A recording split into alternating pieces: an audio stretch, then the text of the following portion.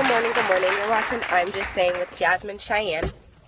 And this morning, I want to talk to you guys because a lot of stuff is happening right now in the USA. And I know a lot of my followers are global, but there's a lot of stuff going on right now with the presidential election. And this morning, I just want to talk to you guys about how to avoid a political argument when it comes to having these conversations about talking politics.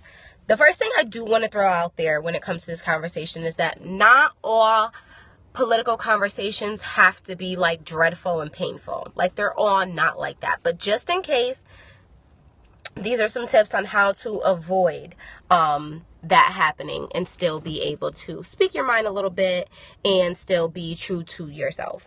So number one, like, politics is a very uncomfortable thing to talk about or even like want to share your opinion, because it's based really on preference and not 100% on facts. So there's like no right or wrong. So, and that's why talking politics easily turns into some type of heated argument, some type of tension back and forth.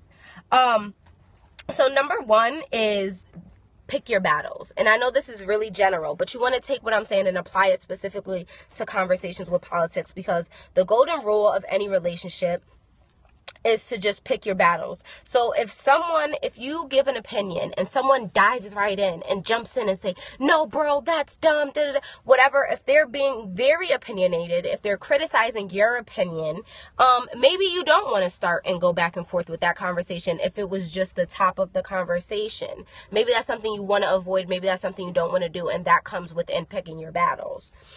So number two is you always want to try to seek a common ground. You know what I mean? So instead of focusing on what you guys both think is wrong, instead of focusing on the opposites, what I like to say is let's highlight where we harmonize. I know you guys like that one, so I'm going to say it again for you. Let's highlight where we harmonize, meaning let's focus on the values and the good things that we do share when we're talking politics, and try to find that common ground and maybe have that conversation and close out on that level. And so the next one is you don't want to get too personal. You do not collide politics and personal in your personal life, because that's another reason why talking politics gets so heated, is because people do tend to very much so take it personally. So you want to try to avoid that factor overall. With avoiding that factor, it may be better to admit that somebody has a valid point. You know what I mean? And instead of an argument, because once you understand that politics is perspective, once you understand that perspectives should be respected, I'm going to say it again, politics is not much like a right or wrong. It's more or less your perspective. And one's perspective should always be respected, because you don't know their values, how they grew up, all those things. So you just generally want to accept the difference in people.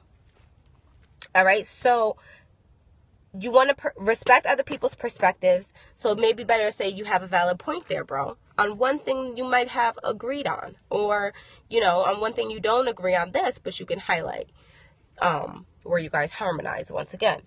So the last one I like to say is to just check your facts. You know what I mean? Because even though these tips are going to help you guys avoid an argument, the other people on the other side may not be so ready to avoid an argument. They may be ready to start with you. So you always want to have your facts. You don't want to have the first website facts. And what I call first website is you Google something, the first website that Google puts up there, you base all your information off of. That's not what you want to do. So you want to have actual facts behind it. If you say, Obama won. Yeah, great. Everybody knows Obama won. How much did he win by? Who was the percentage that voted for him that he won? How did you want to have your numbers? You want to have your dates. You want to have more than the first website information. You want to have facts, because somebody may try to check you and you don't want that. So, listen, anyways, when you're talking politics, you maybe want to listen more than you speak. That's just another great tip. I know a lot of stuff happened yesterday. A lot of people are going to be talking about what's going on in politics. And the number one thing for me is you do not, as young people, the older generation likes to ask us, who are you voting for? You do not have to tell anybody who you're voting for. You do not. Don't feel obligated to do that. So you're watching I'm Just Saying with Jasmine and Cheyenne, and I'm checking out. I'm not talking politics no more today. Have a great one. Bye, guys.